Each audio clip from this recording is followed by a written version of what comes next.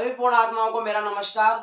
जरा आप महानुभव को एक बार सुने। नमस्कार दोस्तों, स्वामी विवेकानंद को तो हम में से हर कोई जानता है, लेकिन बहुत कम लोग हैं जो इनकी विचारधारा, इनकी आइडियोलॉजी को सही मायनों में समझते हैं। आपको बता रहे हैं कि स्वामी जी ने कहा था कि आप स्वर्ग के ज्यादा नजदीक होंगे अगर गीता पढ़ने की जगह आप फुटबॉल खेले तो। भाई, जो आपको समझ में आ रहा है जरूरी नहीं है स्वामी जी ने वही कहा है। उन शब्दों में कोई और अर्थ भी निकल सकता है। जो अर्थ आप निकालने की कोशिश कर रहे हैं जरूरी नहीं है कि वही सत्य हो। आप भ्रमित हैं। भ्रमित इसलिए हैं क्योंकि आगे इन्होंने वीडियो में क्या कहा ये भी आप देखिए। क्लियर कर देते हैं। मैंने कहा था कि स्वामी ने कहा था कि आप स्वर्ग के ज्यादा नजदीक होगे अगर आप फुटबॉल खेलोगे गीता पढ़ने की जगह। आपको बता रहे हैं कि स्वामी जी ने कहा था कि आप स्वर्ग के ज्यादा नजदीक होंगे अगर गीता पढ़ने की जगह आप फुटबॉल खेले तो। भाई, जो आपको समझ में आ रहा है जरूरी नहीं है स्वामी जी ने वही कहा है। उन शब्दों में कोई और अर्थ भी निकल सकता है। जो अर्थ आप निकालने की कोशिश कर रहे हैं जरूरी नहीं है कि वही सत्य हो।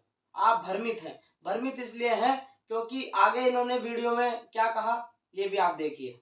यहां पर ये एक्चुअली में वीकनेस की बात कर रहे थे, दोनों फिजिकल और मेंटल वीकनेस। इन्होंने ये नहीं कहा कि आप गीता मत पढ़ो, इन्होंने कहा गीता पढ़ लो लेकिन आपके पास पहले उतनी ताकत होनी चाहिए, फिजिकली भी और मेंटली भी। और ये आपको कह रहे हैं तब जाके आप स्ट्रोंग होने के बाद, ये करने के बाद आप स्ट्रोंग होंगे, उसके बाद आप गीता और उपनिषदों को समझने के काबिल होंगे। भाई साहब, अगर ऐसे समझा जाता और ऐसे जाना जाता तो कृष्ण गीता के 6 अध्याय में जो कहा है वो ना कहते।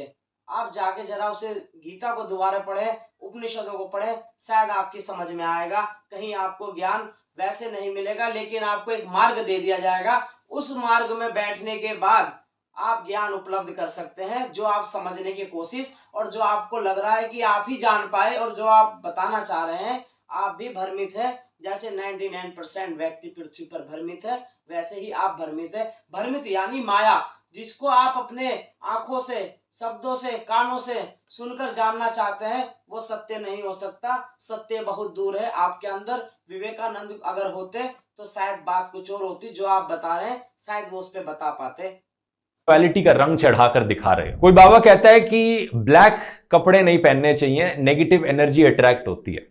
क्या इसका मतलब ये हुआ कि जिन लोगों का स्किन कलर थोड़ा डार्क होता है वो हमेशा नेगेटिव रहते हैं? कई बार ये लोग साइंटिफिक फैक्ट्स को इस्तेमाल करते हैं, कोट करते हैं, लेकिन बीच में अपनी स्यूडो साइंटिफिक चीजें मिक्स कर देते हैं और फिर कहते हैं कि जहां साइंस खत्म होती है वहां से मेरी स्पिरिचुअल नॉलेज शुरू होती है। बात यह है दोस्तों कि स्वामी विवेकानंद एक कट्टर रैशनलिस्ट थे।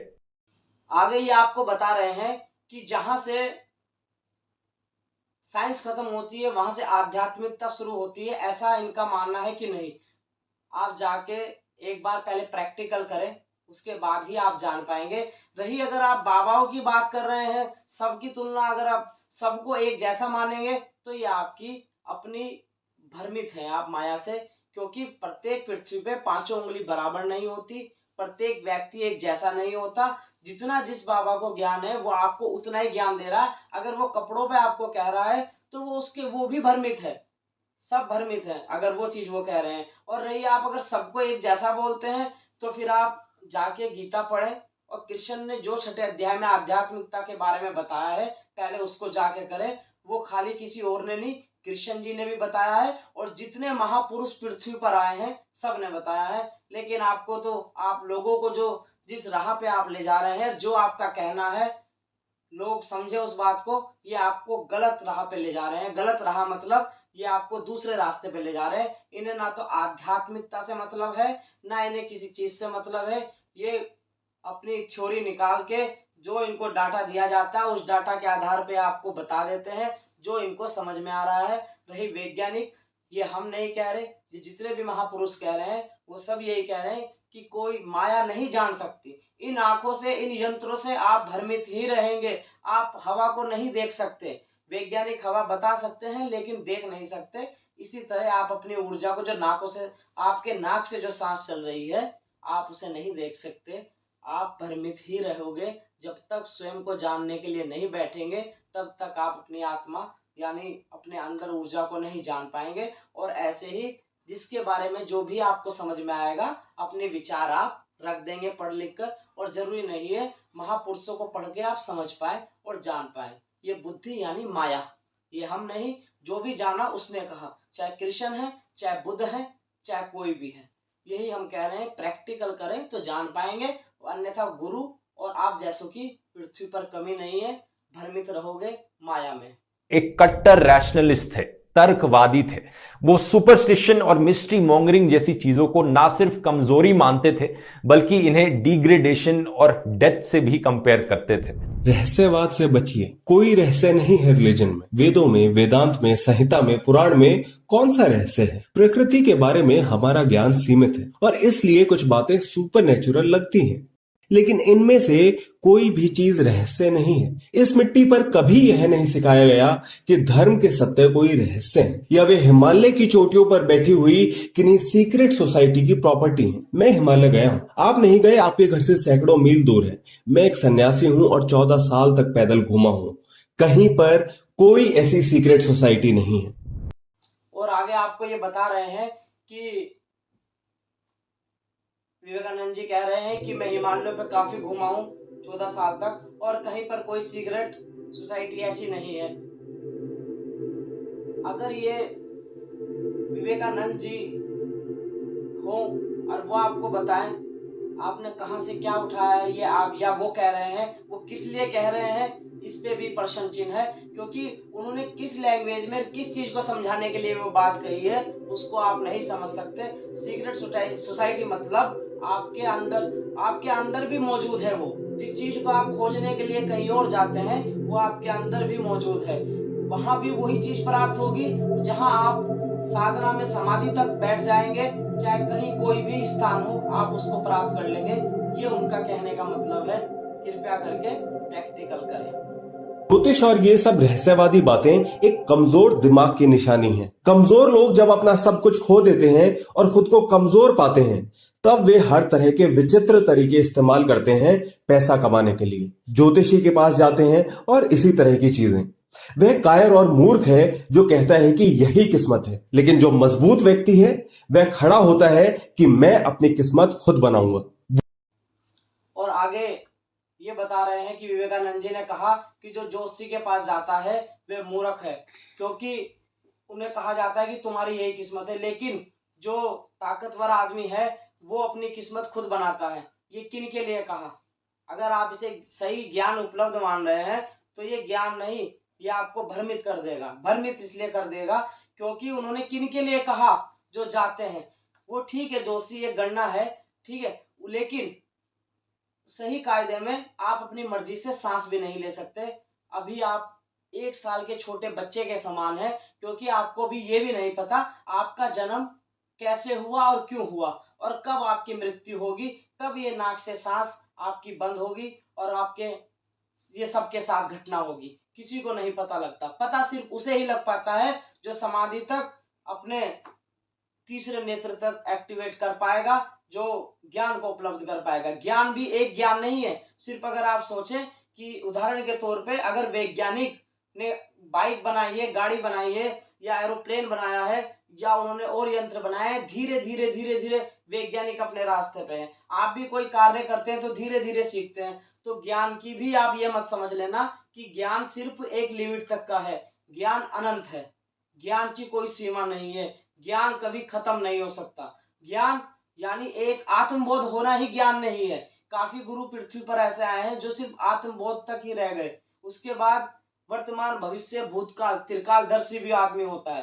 त्रिकालदर्शी होना यानी ब्रह्म ज्ञान हो जाना। ब्रह्म ज्ञान, पूरा ब्रह्म ज्ञान, पूरे ब्रह्मांड का ज्ञान, उसको ब्रह्म ज्ञान। और एक ब्रह्म ज्ञान जो आत्मा का ज्ञान करता है। तो ज्ञान भी कई प्रकार के हैं। सिर्फ इसी में भ्रमित ना रह जाना कि विवेकानंद ने ज्योतिषी के लिए क्या कहा। उन्होंने ज्योतिषी के लिए जो कहा वो सिर्फ उन्हें कहा जो आदमी डर के मारे भ्रमित हो जाएंगे कि ऐसा होगा ऐसा होगा। कुछ नहीं होता, क्योंकि ना तो तुम्हारे करने से ही होगा। आपने कहा ना ताकतवर आदमी, ताकत तो आपको ये नहीं पता होता कि सुबह की आप सुबह सूरज उठ के देखेंगे कि नहीं देखेंगे। सूरज सुबह आएगा, आपकी आंखें खुलेंगी। किसने कहा? भ्रमित हो भाई, भ्रमित हो। बाहर निकलो, प्रैक्टिकल। और ये सुनकर बड़ा गुस्सा आ गया स्वामी जी को।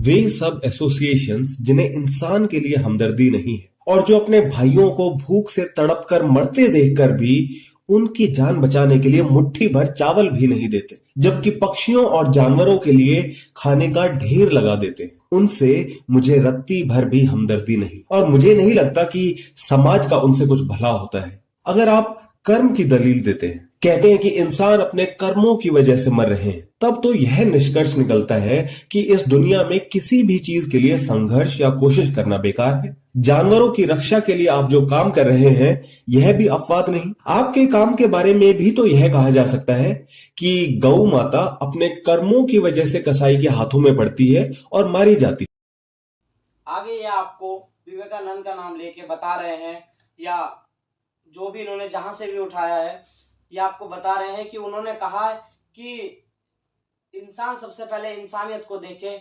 जानवरों के लिए दया, पहले इंसानों के लिए दया होनी चाहिए। पहली बात तो उन्होंने क्या कहा, नहीं कहा, या उन्होंने किस लहजे में वो बात कही है, कहाँ कही है, उसके लिए आपको पहले जानने का विषय है। और इससे बड़ी मूर्खता क्या होगी, जो आदमी स्वयं को नहीं जानता, वो परमात्मा या ब्रह्मांड की बात करता है, वो कुछ आविष्कार करके, कुछ चीजें करके सोचता है कि हमने पूरे ब्रह्मांड पे राज पा लिया। ऐसा नहीं है। अगर आप उनकी तुलना कर रहे हैं तो आप अभी बहुत भ्रमित हैं और स्वयं भी भ्रमित है, जितनी आप अपनी जानने की बात कर रहे हैं। रही जानवरों से प्यार, यानी परमात्मा का जानवर नहीं होगा, गौ माता परमात्मा की नहीं होगी, चिड़िया परमात्मा की नहीं होगी, या कोई और जानवर परमात्मा का नहीं है। यानी मेरा बच्चा तो मेरा बच्चा, वाह गजब की आपकी ज्ञान की मैं दाद देता हूँ। बड़े माइंडेड आप आदमी हो जो आप ऐसी बातें कर रहे हो। आपने कहा कि इंसान को देखो, यानी मेरा बच्चा तो मेरा बच्चा, लेकिन जो दूसरे का बच्चा है वो तो बड़ा बेकार है, क्योंकि वो मेरा अपना कहाँ, वो मेरा कहाँ है, वो तो किसी और का बच्चा है ना। लेकिन परमात्मा, तुम जैसों को माया में ही भ्रमित रहोगे। परमात्मा जानने की बहुत, और ऐसे महापुरुषों को जानने आप नहीं जान पाएंगे सिर्फ पढ़ के। जिसको पढ़ के आप कोशिश कर रहे हैं जानने की, आप नहीं जान पाएंगे, क्योंकि परमात्मा का पूरा ब्रह्मांड होता है। प्रत्येक जीव जंतु और यहाँ तक कि हर चीज में परमात्मा का अंश विद्यमान है। इसलिए स्वयं के साथ बैठें। और ऐसे ही इन्होंने प्रत्येक, जितनी भी आज तक इन्होंने वीडियो, जिस भी चीज टॉपिक पे ये वीडियो बना रहे हैं, ये सिर्फ एक दूसरी इनकी लाइन है। जिस लाइन पे दुनिया चल रही है उस लाइन पे चल रहे हैं। इनके ज्ञान में कोई सच्चा नहीं है, कोई सच्चा नहीं। विवेकानंद का ये ज्ञान नहीं जान सकते, उनको ऐसे जाना भी नहीं जा सकता। बिना प्रैक्टिकल करे, बिना किसी को अपनी आंखों से देखे आप नहीं जान सकते। आंखों से अर्थात जब आंखों से कोई चीज देख रहे हैं, ये जानना भौतिकता का हुआ। और आध्यात्मिक को जानना यानी अपने अंदर जानना, अंदर भी कुछ है छुपा हुआ राज। इनके चक्कर में रहेंगे तो ऐसे ही आपको ये ऐसों की कमी नहीं है। माया प्रत्येक पृथ्वी पे माया ही माया है। जितने भी पुण्य आत्माएं मुझे सुन रही है, ऐसों के चक्कर में ना आए। अपने आध्यात्मिक को जानना है, आध्यात्मिकता को, तो प्रैक्टिकल करें।